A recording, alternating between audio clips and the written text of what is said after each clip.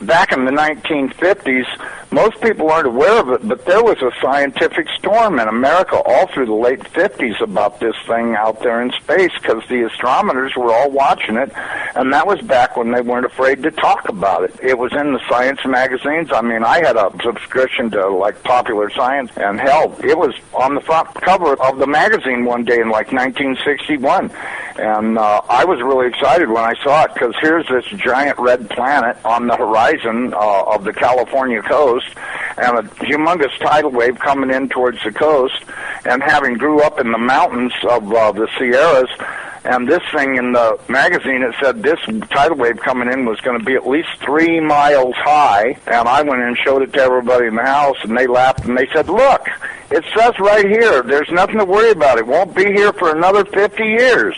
Hey, guess what? That 50 years has came and gone. And this baby's out there in the sky. They've been watching it. I watched it. And I can tell you, this thing has got so much trash coming around it. You know how we live in a solar system? We've got 9 planets and a big sun. This thing has got 7 planets and its own sun. But I believe that instead of having dirt on it like our planet does and water, I think this thing is just a big, bright reddish-orange iron ball, because it's giving off all this red iron oxide dust out into the atmosphere. When we saw it, at first, it was just a teeny little red speck of fuzzy red dust in the distance, but over the years, as it went by and we watched it, it got bigger and bigger and bigger.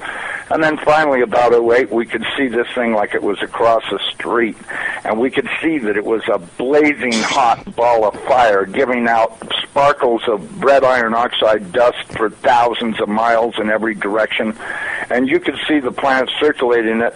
Now, I'll tell you one thing that I really am nervous about. I think this thing's got a planet like ours circling it. This is its own solar system. We're about to have a solar system come through the middle of our solar system. This can't be good. But unfortunately, it looks as though that's what's going to happen. Hopefully nothing in this mess will hit us, even though it does say it will in the Bible, at least as it does in my Bible. It says we can expect all kinds of problems. We were looking at asteroids. Right close to this thing, there's asteroids that are floating around right near that are orbiting the main sun itself. These things appear to be about 500 miles across, and as you go back into the tail, you get into meteorites that go back for millions of miles in the tail. This thing looks like a giant red teardrop-shaped dust cloud, and you can see once if you're able to see it up close like we did, you can see every speck out there. I guarantee you, there's trillions of meteorites following this thing. Now, these CIA people that I know say that we're not going to be that close to it when it goes past us. They're saying that in order to attain breakaway speed, when it comes up around the backside of the sun, its speed will at least double, possibly more, which will put it here earlier than everybody is saying it will, and that this thing will probably be about 20 million miles from us when it crosses in front of us. And then as soon as it flips us upside down, we're going to go into its debris-filled tail and be pelted with meteorites. And, of course, in the Bible it says they will talon 70 pounds. So if you've got 70-pound meteorites falling like hail, and I can guarantee you they will be falling like hail because there are that many in the tail of this thing. This thing has got a tail loaded with trash. I mean, it's incredible the amount of stuff that's in this thing's tail, and we're going to go right through that tail, and if it doesn't beat everything on the surface of the ground into a flat putty, I don't know what it'll take. I tell everybody, you better be at least 20, 30, 40, 50 feet on the ground and have either concrete or stone above you, because it'll break through the roof of whatever you've got if you don't. These CIA guys told me that this pole shift will probably happen from start to finish in around 28 minutes. That doesn't give you a lot of warning. When you see that thing out there in the sky, you're going to have to run as fast as you can to your underground facility, because this is going to happen so fast. Now, see, here's another thing nobody's talking about. You've got this giant iron planet that they say is 47,000 miles across, getting ready to come up past us, And when it starts to approach us, it's going to start and have real serious effects. So is it a planet or a failed star?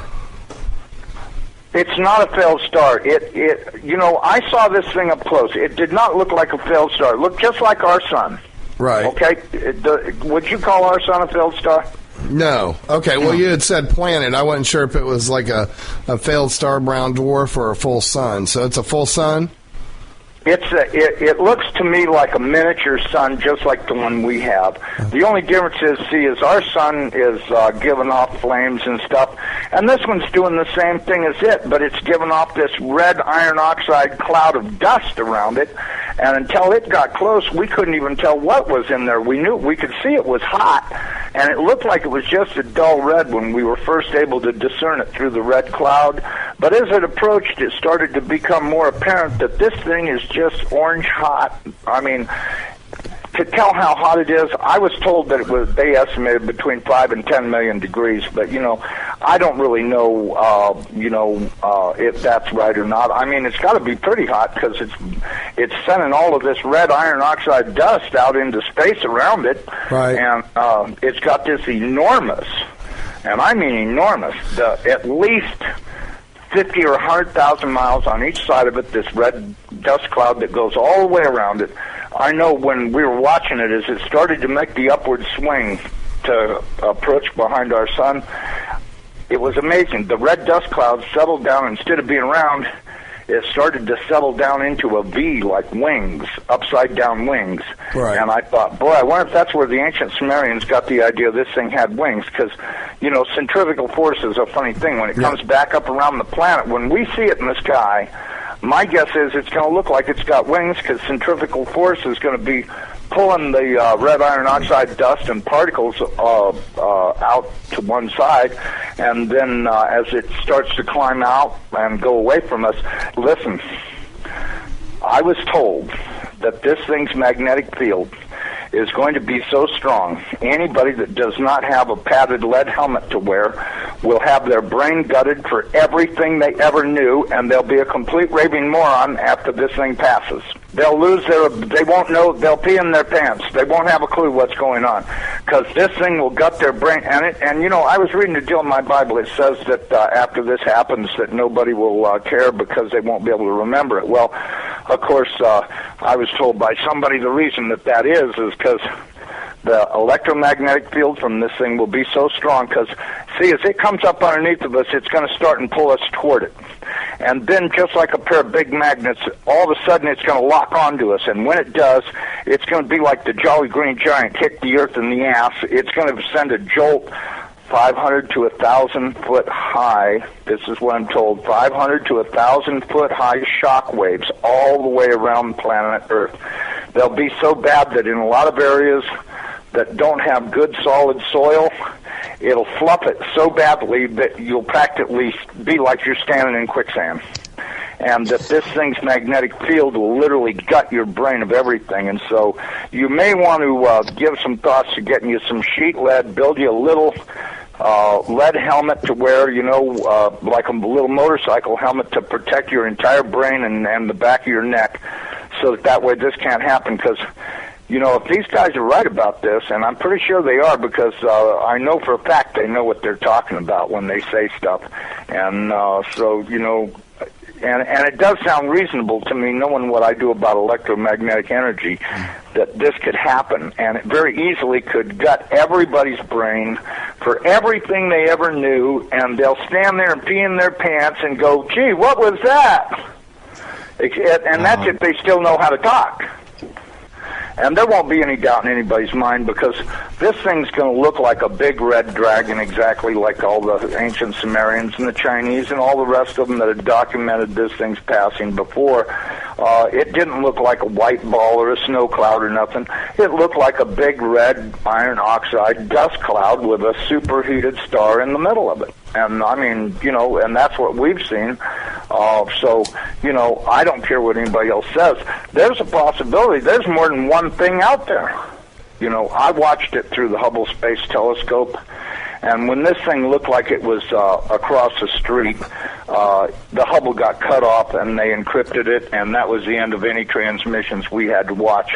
And we know that the Hubble, in order to be in the shadow of the Earth, had to be at an angle, and so that meant it was looking downward, and this thing was coming up underneath of us. And I tell you the honest to God truth, I personally think this thing is real close to us right now, but that's just my general feeling that and I'm a pretty psychic guy. I have the feeling that this thing is right close by and that we're going to see it any time. I mean, I've been doing everything I could do to get prepared for it to. I'm really worried about what Jesus says. When the fig tree is putting on its leaves, know that summer is near, and I'm at your door. And that worries me more than probably anything I've read in the Bible about this whole thing, the parable of the fig tree, because everything seems to be in place for this thing's arrival. And the bad thing is, he says, I'm going to come like a thief in the night. Well, it does also say in the Bible that I'm going to make the sun go down at noontime in Jerusalem. Okay, if that's the case, there's only one thing that'll make the sun go down, not hit the horizon, go down at noontime, and that's if the planet experiences a pole shift. Okay, I got a quick question that you can probably answer really quickly and then continue from the chat room. Wants to know if you're talking about Planet X or Elenin, and I don't think, I've never thought Elenin is Planet X. Terrell's pretty stuck on that, but I think Elenin, as a result of it, it's a comet that's been kicked in. Elenin is extinction level event Nibiru is near. Right. Does that explain it? Yeah. Okay, because listen, they've known about this thing forever. And I mean, they've known about it forever.